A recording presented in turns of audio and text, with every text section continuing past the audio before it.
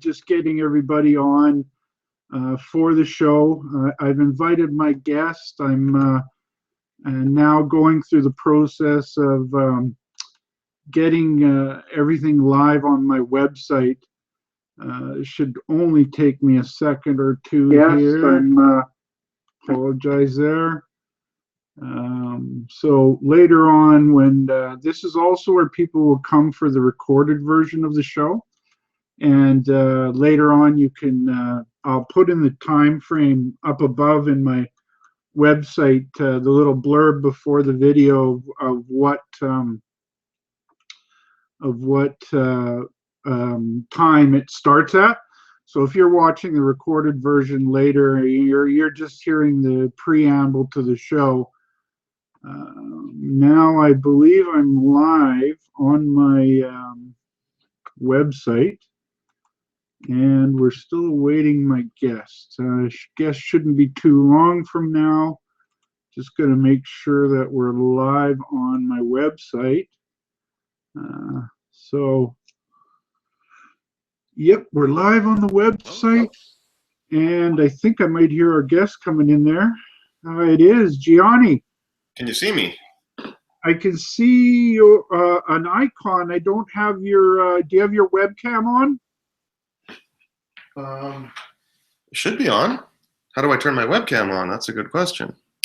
Okay, you might have to go in the settings above. Put your cursor towards the middle of the screen, top middle of this video screen. Oh, settings, okay. Settings. And now you may have to change your webcam. Studio. Let's see if that works. Do you know what your webcam's called, Gianni? Report additional data. Swap the left and right stereo channels. Display eyesight. No. Voice or studio? I've got it on studio now. Yeah, that's the audio is beautiful. We got to get your video working. Oh, you can't see that camera. There's a little icon that says turn camera off. Is yours on or off? Oh, there. Can you see me now? Woo! We got you, Gianni. Okay, let me just. I don't want to be so visible. Yeah. I got my amazing Ben Franklin portrait here, so. Perfect. Well, we're actually in the. Like this. You look great, Gianni, and your audio's good, so we're ready to roll, man. We're actually in the pre-show, pre-interview part. I'm going to go live here in a second. So I'll get started with the show right now. I missed that last little bit, but. Oh, sorry. We're just now in the pre-show interview area. I just want to show. What's that? Can you see that picture if I share? Perfect. You can see it? Yeah, I can see your book. Okay, good. So you've tried the share screen capture, haven't you? Screen share. Okay, good. You are screenshotting. How do I stop screenshotting? It should just say stop screenshot right above you in one of those menus as well. Live. Okay, there. Okay, that's how it goes. Okay, good. And you notice my product placement? Yes, I love it. I've got my own product placement here. So. Okay, so I'm going to get started here, Gianni. Yep. Hello, everyone, and thank you for joining me today. It's Allan Labucan here. I'm the founder of the Allan Berry Reports and the host for this show. I've got an exciting guest today, Gianni Kovacevic. I hope I said that right. Is the author of this book over here, My Electrician Drives a Porsche. Thank you very much for joining us, Gianni. Yeah, thanks for having me, Allan. I'm looking forward to the show. Well, we've got a lot to dig into. Before we get started, a tradition on my show here is I have a couple of website sponsors. One is called Premier Gold. Premier Gold Mines is a company with a wide range of projects from exploration all the way to mining projects, a really good pipeline through the different phases, Gianni. Their stock symbol's PG. They trade on the Toronto Exchange. I'm wondering if you follow a company like that, Gianni. I know the name and I know some of the participants, but I don't own it, and I don't follow it, let's say, on a day-to-day, week-to-week basis. No. Okay, well, I'm going to give you the pitch of why I think you should follow it a little more closely, Gianni. What I'm excited about is the pipeline of projects that they have, put them in a strong position for growth going forward. And in the mining space, there's a real lack of companies in that middle tier sort of size. And being in that size gives you a tremendous amount of opportunities. Now, this kind of scenario also plays out in some of the other commodities we're going to talk about, because I think they also suffer from not enough in the middle tiers. But that's sort of where Premier Gold is pointed towards, and they do have a very strong team involved. Okay. So my other sponsor is maybe something you will be a little more interested in. It's a company called Wolfden. And Wolfden is involved. They've made it. They're really early stage. They made a new discovery of high-grade nickel and copper just outside of Snow Lake, Manitoba, in a really well-known region for these kind of discoveries. And I know you're bullish on copper. Is this one you maybe keep an eye on, Gianni? I'm also not so familiar with Wolfden either. Sorry about that. Well, they're also, I'll give you the pitch there. They're also similar management teams of both Premier Gold and Wolfden. So they've got very strong team. They've got the ability to raise the money that's needed to advance the project. And in this environment, Gianni, that's really important, because it doesn't matter what kind of discovery or you have, if you can't get the money to keep advancing it. And that's been the way it's been for a while. You've got problems. So that's my two sponsors, and thanks for listening to them with me, Gianni. Oh, not a problem. Thanks for sharing it. Well, now that I got to plug my sponsors, I want to talk about some work that you have coming up. It's quite an event you have going on around the PDAC, Gianni, and I thought, why don't we just get right into that? It's your Tesla tour. Tell us about that. Yeah, I'm going to be driving a Tesla Model S from Toronto. So I'm going to participate in this year's PDAC, and we'll get into that in a moment. And I'm going to do a 32-city U.S. tour to articulate the messages of. I've been following these themes for over 15 years, and I've got better than 20,000 hours of experience.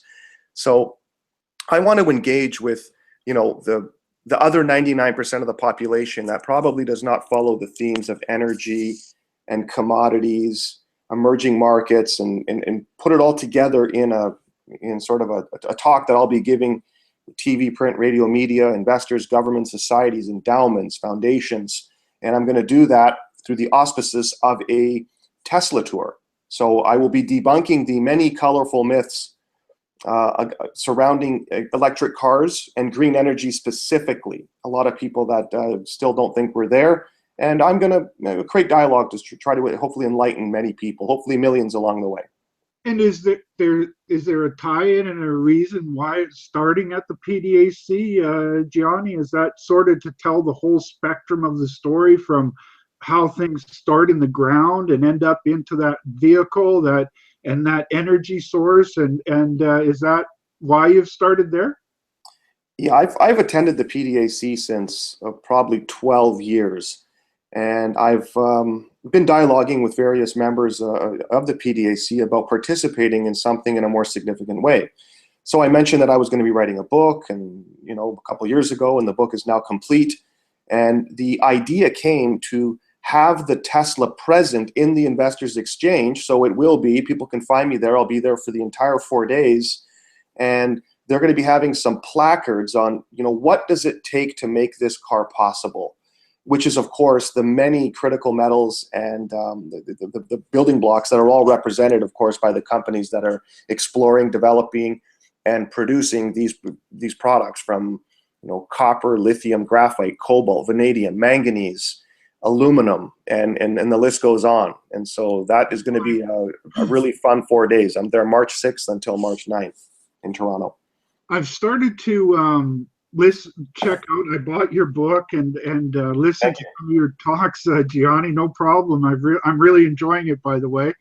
And I think one of the things that you're really banging the drum about is the education of what goes into these various different things, like a Tesla vehicle.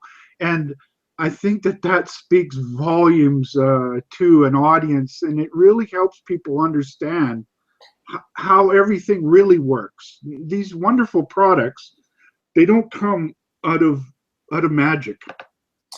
No, they don't. And that's, of course, the underlying reason why I wrote the book. And it's written from a United States perspective. And to give you just 2 seconds on the book, it's about a young electrician who enlightens his family doctor how the world has changed demographically and technologically. And of course, what does it make to make that possible? And they also dive into the world of emerging markets and more people consuming more things. And the book is, of course, subtitled Investing in the Rise of the New Spending Class, which is people in all emerging markets, but specifically China. And China has been a page one story these past maybe 6 to 12 months for probably many of the wrong reasons. You know, you have these teething pains taking place in the economy, and there are other people that would liken it farther than teething pains. They would say there's a bubble that's being developed, particularly because of high debt levels, and there is a painful hangover that's going to have to be taken care of. And so we talk about all these themes in the book, and I have my own philosophies on personally how I think things are panning out, and that's one of the major themes in the talks that I give.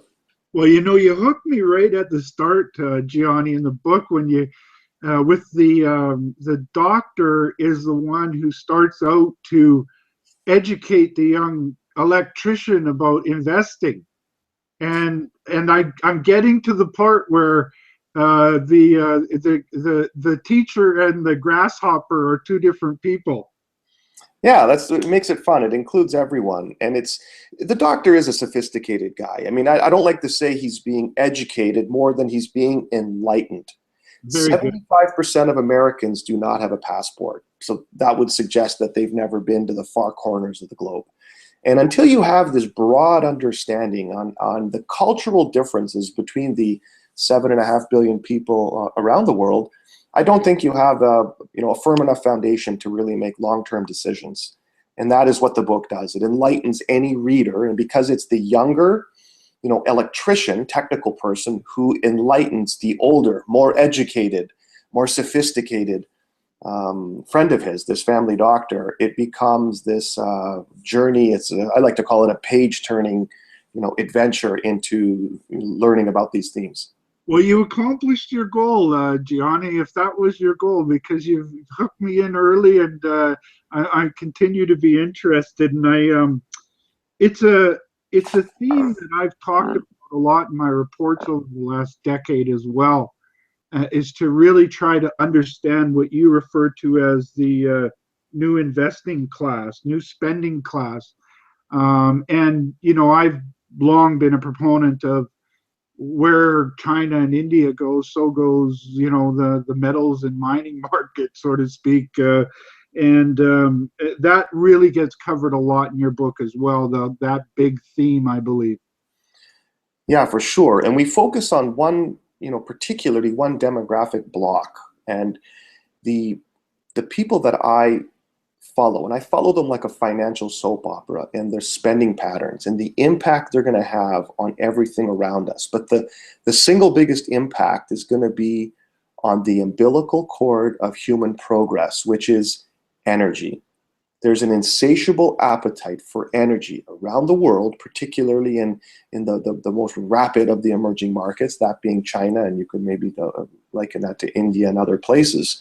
And it's changing. And all this is happening at the same time as our Western economies are pivoting to greener and cleaner energy. So to appreciate and understand the changing energy mix, and to understand the winners and the losers, how I see it, I think there's a tremendous opportunity, and you can't think in the course of months.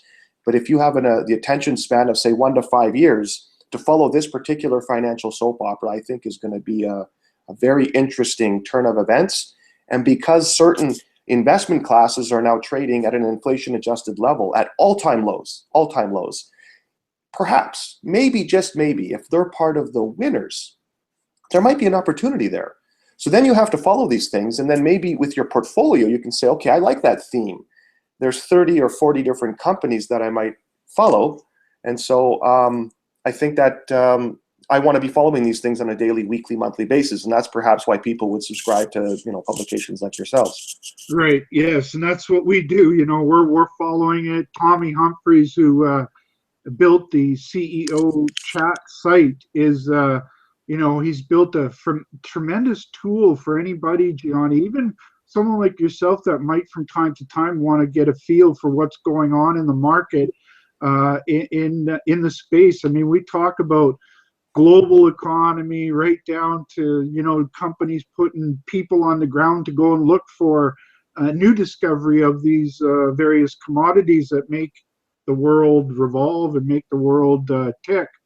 I really enjoyed what your talk about energy and how important that is as an investment theme going forward. One of the first things that people will think of when energy, they'll think of oil. I think then maybe secondary, people will talk about uranium, a little bit about copper.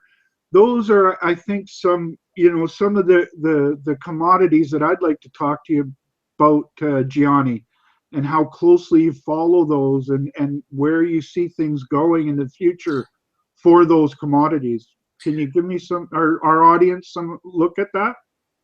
Well, yeah, you're exactly right that energy is going to be the most important theme. And so when we speak about energy, there's mode of transportation, and then there's electrical energy. So we're talking about fossil fuels here.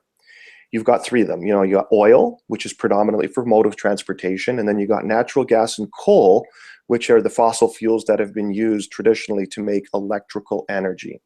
Then, of course, in certain parts of the world, you have hydro, you have a hydro endowment, and then you have nuclear power, which is prolific in certain countries, that being France, the United States. Japan will be turning these reactors back on, and there's a big increase in places like China, Russia, and Ukraine, and they're also looking to export that. Let's talk about the oil market for a minute. We currently use 95 million barrels a day on a global scale. And last year, the last 15, 16 months, we've seen a collapse in the price of oil. And so that's happened for many reasons. I think this one is particularly because of politics, that being the Saudis are, basically saying we're not going to give up market share. And I will suggest to you that all things being equal, there's always going to be $20 or $30 of politics in a barrel of oil.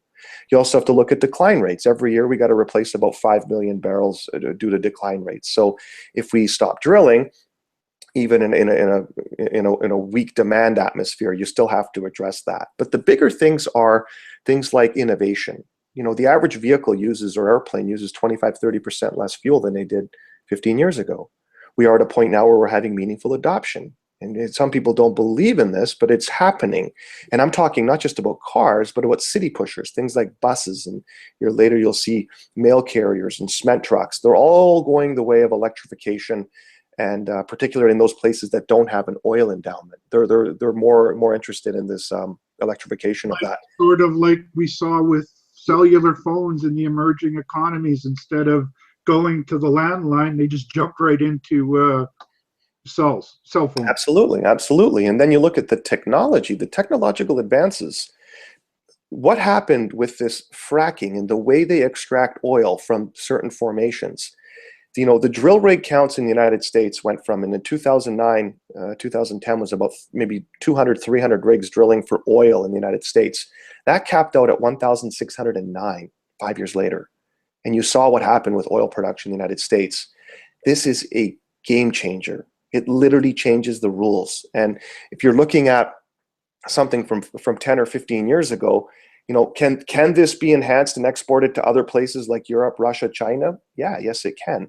Now, you need a certain price of oil, but in the long run, I just find it, when you put all that stuff together, I mean, yes, we're going to need oil in the future, and yes, the probably demand continues to increase, but eventually we go into slow decline on demand. And So if you're Saudi Arabia and you have 100 years of reserves, what would you do? yeah, they're fighting for market. When you were talking about that, something came to my mind. Recently, I had Eric Coffin on the show, and Eric does a lot of research on the global economy, what's going on, and he had a chart that he showed the growth in automobile sales, and I think that there's got to be some similarities between the growth in automobile sales and the growth in energy demand. And what was impressive about it is that demand has been going like this. It's very reminiscent of the trend in the Moore's law in microprocessors that talks about how fast they will continue to grow in power. And I really think we're coming to a point, not too distant future, where that unrelenting growth is going to meet a point where we just aren't producing enough oil or other energy for that demand. Well, let's qualify that. Let's do a quick report card on automobile sales. So just yesterday, 10 years ago, on February 23rd, 2006, a document that was released that changed my life. And it was written by Don Cox. Everyone who follows this industry probably knows it. It's Basic Points, and it was Supply Side Mineral Economics. That was, in my opinion, I read Don Cox right the way through, but that piece changed my life. I reread that twice in the past 2 weeks. I would strongly suggest that everyone reread that document. And it covers three important themes. One, it covers this emerging markets. It talks about China. It also talks about the oil market, and people at that time said, we are never going to see $35 oil again. And it talks about the metals and the miners. And so if you look at the report card, let's take a look. In 2006, the Chinese economy was $3 trillion.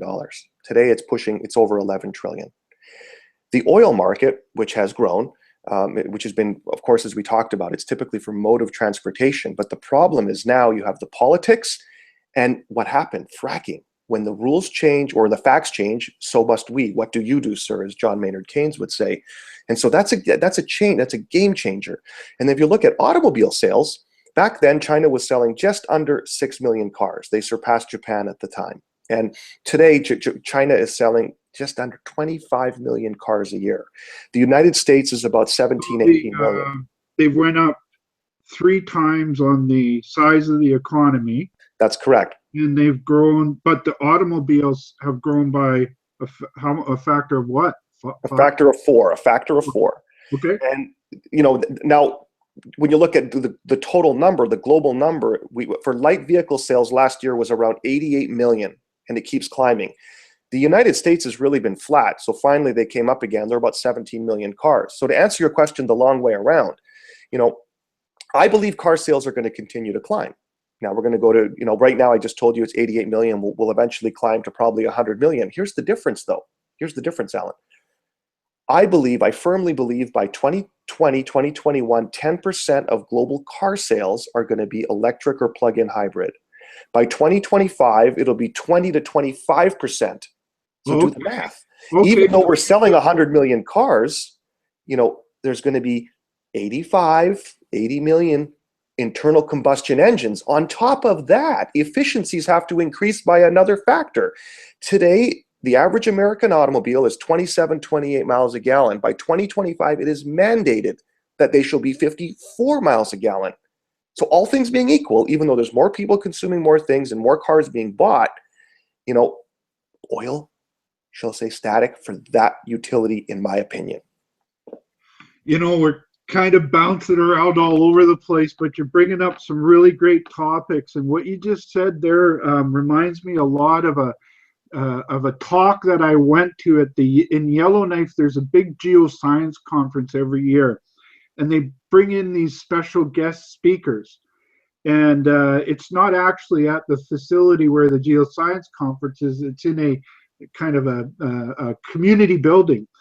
And he talked a lot about how this was a uranium guy. Now I want to put that into context, but he was really talking about how we needed to use our oil more efficiently and how we need to do uranium better and how we need to use everything more efficiently, smarter. And I was struck because, I was kind of expecting it to be more focused just on uranium.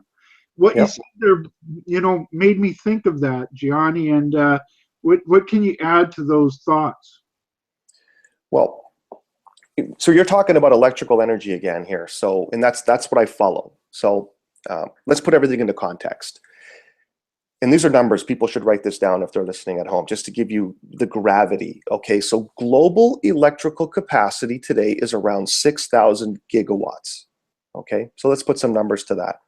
BC Hydro is around 11.5 gigawatts, just to give you scale. Quebec Hydro, which was the largest hydro project of its time, 61 generators, is about 36.5 gigawatts. Okay, the state of Arizona, 28 gigawatts. The state of California, 200 gigawatts. So the world's largest electrical capacity is in China. It's 1,400 gigawatts of installed capacity. So what's installed right now? And what's Okay, got it. 1,400 gigawatts. Yep. They're going to install in the next 5 years another approximately 450 gigawatts of power. So that's about 40% of US installed capacity. 2,000. Mind-boggling number. And there's a few reasons why that's happening. One, more people consuming more things. Two, they are electrifying their economy, including mode of transportation. Three, they have to get a lot of the outer ring urban people in China that still heat their homes with, Dickens era coal heating. This only way this gets alleviated is by having access to more electricity. So where is this going to come from? What are the sources? The single biggest winner is going to be wind and solar. 175 gigawatts of new installed capacity. They're the global leaders by far, including in the wind capacity. They've got 150 gigawatts of already installed wind. They're still going to install about 25 gigawatts of new coal. Electricity. That's because for each old antiquated coal-fired power plant, they're going to build 2 new ones, 1 or 2,000 kilometers from the cities, and move the power back in. When you talk about nuclear, there's going to be an increase of about 38 gigawatts of nuclear capacity. So it's important. It's a big pillar, but it dwarfs in comparison to the wind and the solar. And even though it's not base load, I look at it from a copper intensity aspect, and it takes about 500% more copper for each megawatt of utility when you create wind and solar compared to whatever it might be, coal, gas, or nuclear. So as a copper investor, that's particularly interesting. Now, on the copper side, I don't know how closely you follow the supply chain, Gianni, but I'm going to put it into context tonight for our audience. And what we've seen for a long period of time after what was called the lost generation, we had a period for about 20 years where it really wasn't a very attractive thing to get into the mining business. It's called the lost generation. There was a lack of exploration, lack of new discoveries. And what we're seeing now is head grades at mines and copper and other metals are in decline. The discoveries of what are happening, the grades are in decline. The resources that are less quality, we're going into different, harder places to get it. What I'm getting at is the supply. You're making a very strong argument on the demand side. I think that the supply side story is equally as strong. Yeah, it comes in two ways. So I believe, in my opinion, as we decarbonize the energy mix, the amplitude of copper, not just in China, in the United States and Europe, we're going to have to rewire many things. The grid will eventually become the battery. So there's grid issues everywhere in the world, particularly the United States. You could almost say in many areas it's a redo, it's a total reset button. And so the brains of these systems are going to need more copper. So demand is going to go like this. Now, remember the point I just put about that Don Cox document from 2006, when the facts change. Before you get on to Don, do you think that pattern of growth has the potential of being anything like the Moore's law. Sorry, I'm into this Moore's law thing, but it's, I'm a bit of a computer geek, and that was it was kind of odd that he came up with that. Do you think there's something similar in the growth? And then I'll let you get back to Don. There's too many factors at play, and don't forget we do have. I mean, substitution does come into play for certain things. Aluminum can be used as a substitute for some applications instead of copper. I don't have the let's say the brain power to research it to that level, and I don't think you have to be that sophisticated. You have to you dumb it down to the basic supply and demand. We're going to be using more copper, period. I mean, it's grown by around 3% for 120 years. So I will suggest to you that number is going to grow by about 3%, probably even more, maybe 4%. On the supply side, now remember, with the oil industry, there have been some game-changing technologies. That it cannot be said for copper mining. There is no game-changing technology. On top of that, in these markets, people are definitely high-grading their mines, and I would say certain projects in the world are perhaps being sterilized because of this factor. I will suggest to you that the world's largest copper company, which is Codelco in Chile, requires about $30 billion between now and 2030. Otherwise, they basically cease to be a copper producer, money that they're going to have a very hard time getting access to. I would think that at this time, there are not a lot of, premier projects that are being envisioned by the top 10 copper mining companies that they're going to say, you know what, let's go spend $6 billion so we can have 200,000 or 300,000 tons of production in 6 years from now, which is unlike the oil and gas industry. When you have a discovery, as long as you have pipeline and infrastructure, you have production. Not the same with copper mining. So there is a train wreck coming with this supply and demand fundamentals within copper. And, Oscar Wilde will tell you that a dreamer is one who finds his way by moonlight, and his punishment is that he sees the dawn before everyone else. How can I go to a green energy conference and they talk about wind and solar and all these things in electric cars? Copper doesn't get a line item, doesn't even get mentioned. Wow. But whether they overtly or covertly understand and support the copper industry, that's a different discussion for a different day. The bottom line is you're going to continue to have reliable demand. At the same time, we have a complete vacuum of what will be required in the next 2, 3, 4, 5 years on the copper supply side. Have you ever looked upon the history of copper mining, like over the past sort of 40 years, and how we got to this point? I've been in it since 1993. 93. So for the viewers at home that are not so aware, now, of course, I'm not old enough to know, so I had to do this through textbooks and learning, but copper prices are highly correlated to oil prices.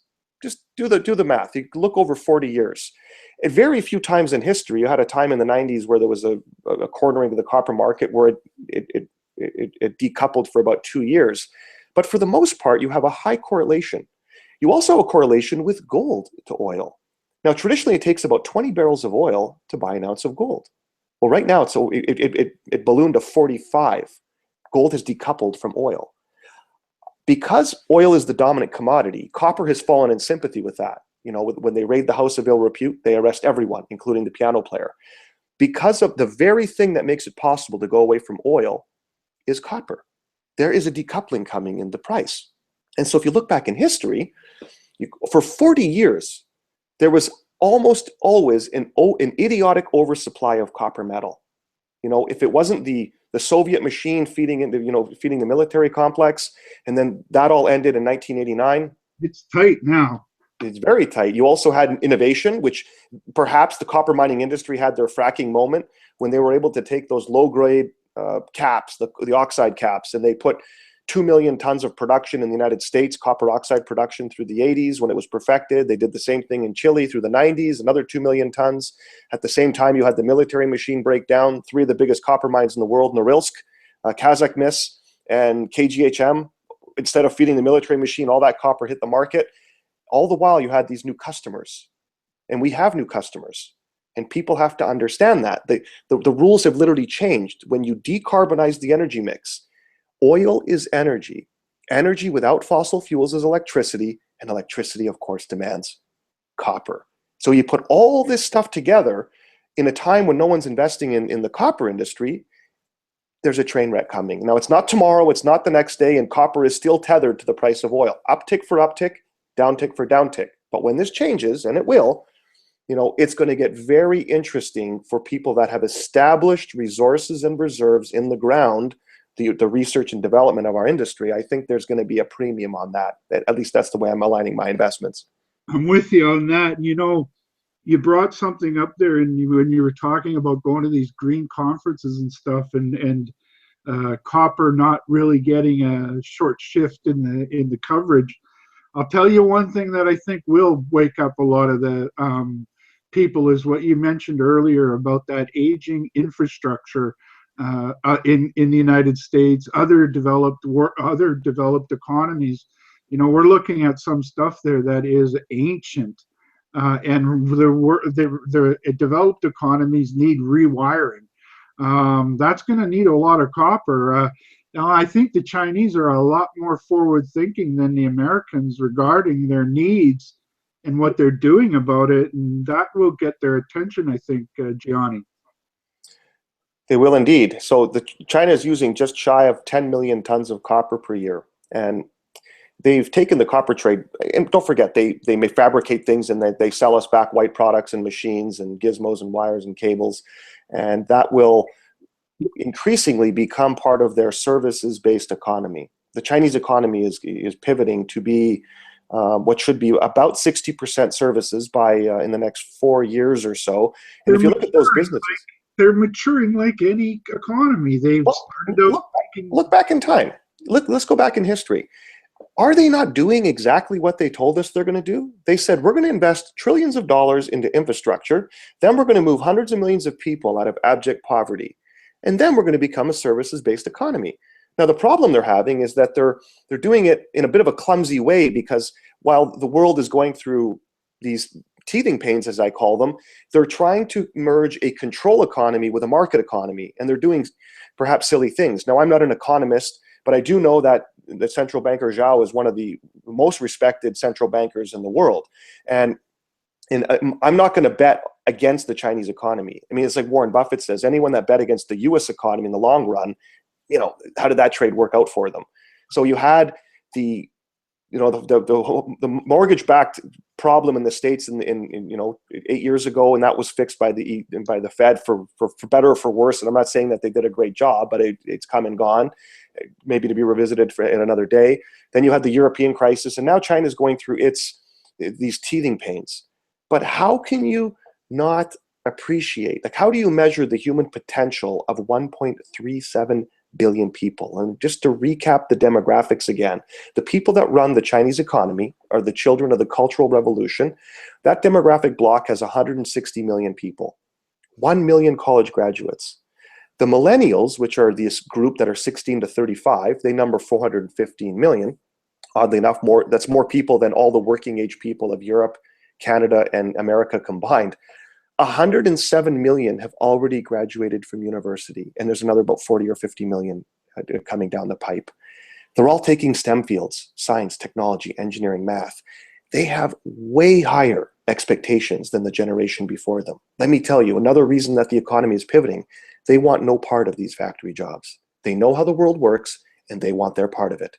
Just imagine, there's 100x difference of university graduates between this demographic block and the people 30 years older than them. I mean, I am tremendously bullish of the Chinese economy in the next 5 to 20 years. Oh, and by the way, the people that think they overdeveloped in the tier 3 and 4 cities, 10 million or 20 million apartment units, where are these people going to live? They don't own their own real estate yet. Now that gets worked out through the ether of time, and it will. And so, give credit where credit is due. The Chinese economy does become the largest economy in the world. Is it 12 years? Is it 16 years? It's inevitable. Rule of 72, even if they're growing at 5%. It's inevitable. And, there's a lot to be said about the other countries around there. I mean, Indonesia has how many people in it? India has, and you sort of, a real light bulb moment for me was when I saw a map of the globe, and it had where the lights are on at night throughout the world. Yeah, I use those all the time. In fact, I have them ready to use today, and they're fascinating. You look at global output is about $80 trillion, Alan. So if we use 95 million barrels a day, you look at what's the tax break for the global citizen.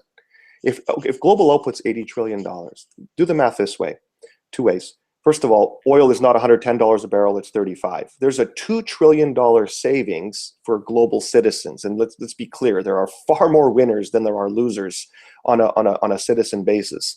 The other part of it, where global growth comes from, and it is slower, definitively. India is now the fastest growing economy, but its output is around $2 trillion, growing at 7.5%. That means it grows by 150 billion, thereabouts. People talk about China growing at 6.9%. Now, there's even people that doubt that that's the real number, and I'll give you some data points why I think it is. First of all, it's going to be a $12 trillion economy this year. That's going to grow by $700 billion. And it's grown consistently by $700 billion. Back when it was a $5 trillion economy growing at 13%, it did not grow by $700 billion. I mean, you cannot grow that in perpetuity. People that don't believe the 6.9% figure, well, I'll tell you that employment rates increased in China by 14.5 million people last year. Tax input to the country was 6.6%. So that's roughly where it is.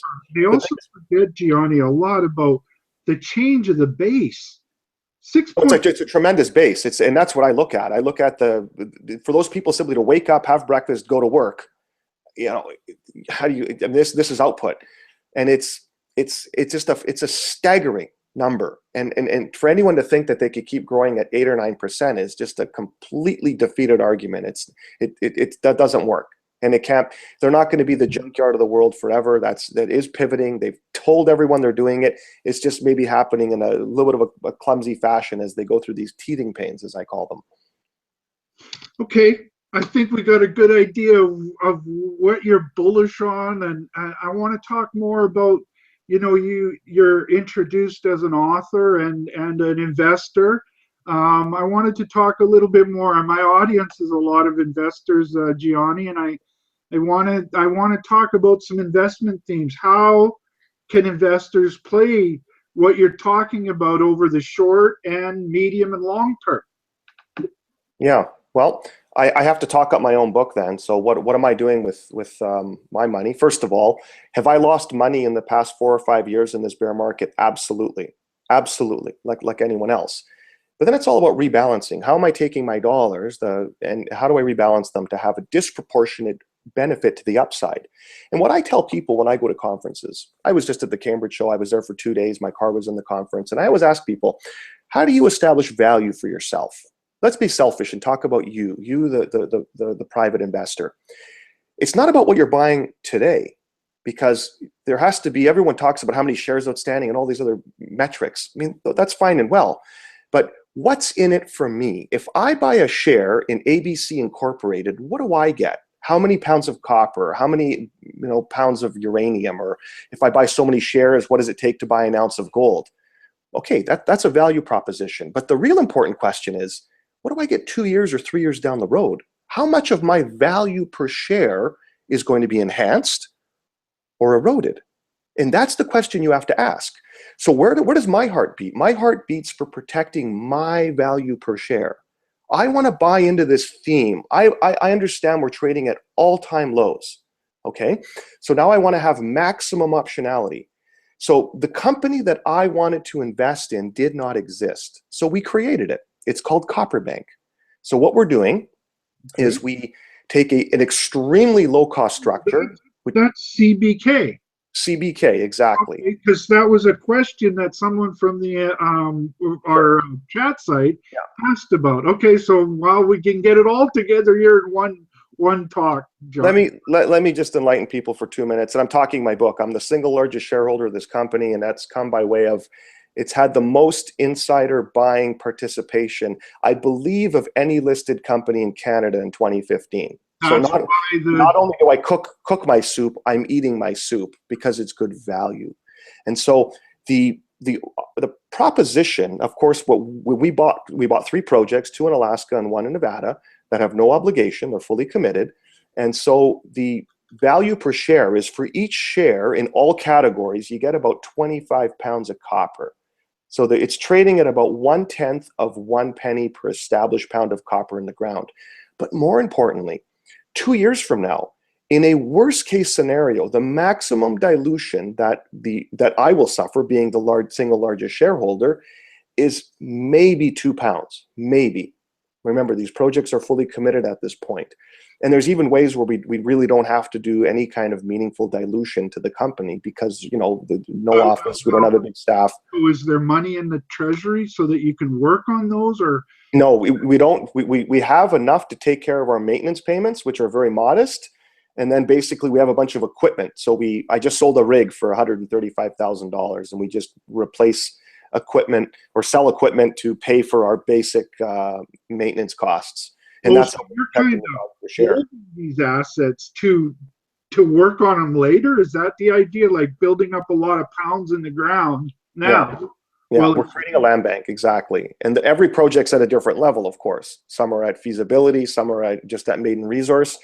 But we're buyers. We're looking to buy more projects. So we're looking to not necessarily buy out a management team. We're looking to partner with people where they can put their project together under our umbrella. The problem with our strategy is there's no fat on this. There's no fat to be taken because it's a low-cost structure, and because I do a lot of traveling and I'm featured at many conferences. That's how I participate to communicate the market. And so I will suggest to people that if they're interested in that, just waiting it out, buying things at all-time lows, but more importantly, protecting your upside over the next 2 or 3 years on a value per share basis, that's a company they may want to follow. And that's what I'm doing myself. And the best way they can do that, of course, is meeting me at conferences, following our website, and you can also follow the insider buying participation, which has been extensive over the past 14 or 15 months, and people will continue to see that. Actually, that's why the CBK question came up in the stock chat, was because they had noticed you had done some buying, and I had mentioned that you were coming on the show, so they had asked that question of buying. So I'm interested now more in hearing about Copper Bank. So you've got projects in Alaska and Nevada, you said?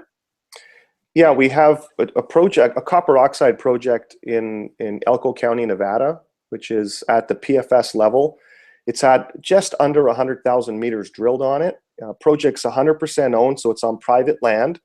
Our annual taxes on that project are about $1,900, just to give people context. It's a very special project. It's a good jurisdiction, but it needs a higher price of copper. I mean, it doesn't work at $2, and people can look at our website under the details of the PFS, but it has a tremendous amount of torque in a stronger copper market. And well, I was just looking because I had you coming on, so I thought I'd do some homework on what I'm seeing in the charts and the trends. And one of the things that I look at for copper is the inventories, and those inventories are at 5-year lows, not 5-year highs. Yet copper's sort of trading like they're at the 5-year highs. I also think that copper's been punished because of the strength in the U.S. dollar. And I see that the U.S. dollar is ready to roll over pretty significantly. And so I think your numbers are going to start looking a little bit better here, Gianni, in the not too distant future for copper. Yeah, I think you have to look at it in one context. So one measure is what's the value per pounds in the ground, and you go to look at a table at the peer group. The other one is the replacement of the work.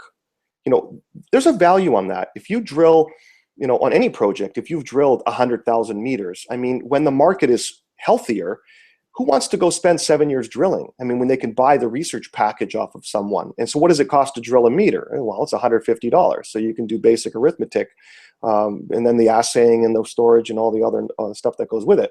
So our Nevada project would take about $40 million to duplicate all the work there, and about 7 or 8 years, Yeah. So we're trading about $4 million.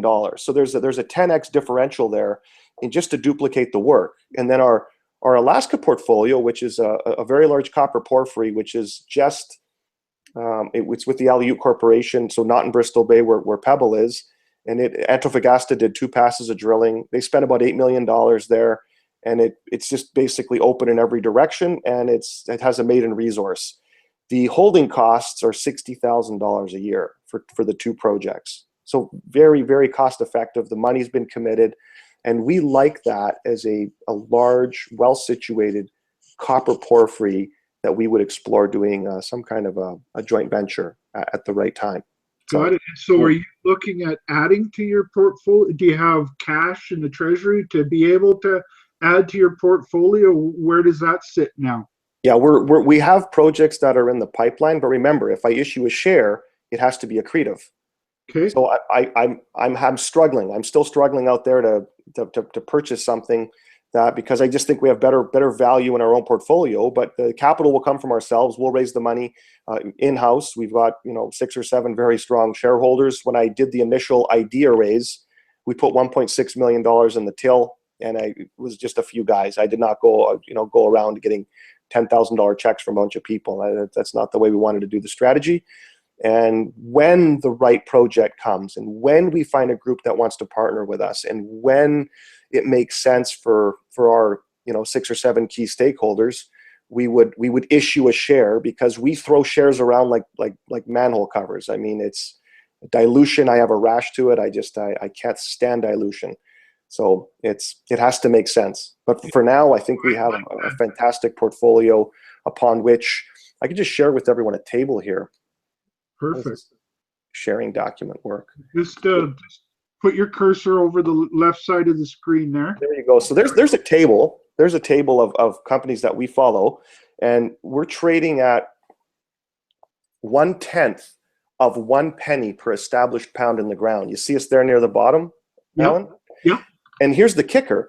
2 years from now, if all things being equal, we're not going to suffer a lot of dilution. So you get 25 pounds of copper per share, to do the math, and then that's not going to be eroded away. And I already told you there's maximum 2 pounds that one would lose because of the basic maintenance, but we have ways to figure that out as well. And so we think it's an attractive portfolio. And for us to go and buy something else, it's got to be a very compelling story. And so people can look at this and take a screenshot or what they will. Well, they can hit pause there and see it. And, that's something that's sort of the way that Warren Buffett looks about investing. He kind of says, I've got 20 bullets in my chamber over my career, and I can only, I have to pick very carefully. And, and that's sort of the way he looks at it. If I got to sell this, I got to buy something else. And what I'm buying, is it worth more than what I'm selling? So there's our bookmark. So as I do my book tour, for those that are interested in copper, remember, my tour is about far more. It's about enlightening people about the changing energy mix, understanding the winners and losers. But when people are enlightened, I not only share my book with them, which is a lot to do about copper, of course. I will then engage with them and talk about Copper Bank being this low-cost structure. But that's really our philosophy, is we want to hold well-situated projects. We're going to manage them like owner-operators, and we will vehemently protect, everyone's value per share for this strategy. And that's really, I could complicate it, but that's the one slide that people need to focus on. I like. That's where our heart beats. I speak fluent German, so I do a lot of work over there. So we have a Cadillac listing on the Börse Frankfurt, and now I'm going to be increasing the amplitude in the U.S. markets. And that's the U.S. symbol, CPPKF. And as noted, I'm the largest shareholder. I purchased about, I think 11 to almost 12 million shares last year. So at this price, I'm more than happy to keep absorbing it. I'm on the bid. I'm still on the bid. And that's really all I can say about Copper Bank for now. Perfect. Well, I think we've gone right around and covered just about everything. Before going, let's talk a little bit more about your PDAC event. You're going to have that Tesla right on the floor of the PDAC, I get. Yes, I will. Let me show everyone what it's roughly going to look like.